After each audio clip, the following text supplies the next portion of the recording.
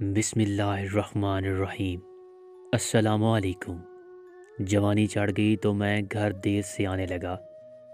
رات دیر تک گھر سے باہر رہنا اور سارا دن سوئے رہنا معمول بن گیا۔ امی نے بہت منع کیا لیکن میں باز نہ آیا۔ شروع میں وہ میری وجہ سے دیر تک جاگتی رہتی۔ بعد میں سونے سے پہلے فریج کے اوپر ایک چٹ چپکا کر سو جاتی جس پر کھانے کی نوعیت اور جگہ کے بارے میں لکھا ہوتا تھا۔ آہستہ چٹ کا دائرہ وسیع ہوتا گیا اور گندے کپڑے کہاں رکھنے ہیں اور صاف کپڑے کہاں پر رکھے ہیں جیسے جملے بھی لکھے ملنے لگے، نیز یہ بھی کہ آج فلاں تاریخ ہے اور کل یہ کرنا ہے، پرسوں فلاں جگہ جانا ہے، وغیرہ وغیرہ۔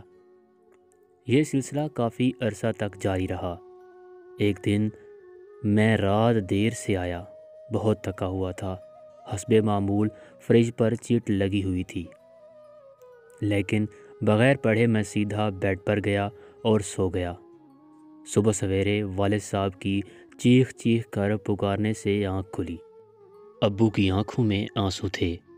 انہوں نے یہ اندوہناک خبر سنائی کہ بیٹا، تمہاری ماں اب اس دنیا میں نہیں رہی۔ میرے تو جیسے پاؤں تلے سے زمین نکل گئی۔ غم کا ایک پہاڑ جیسے میرے اوپر آ گرا۔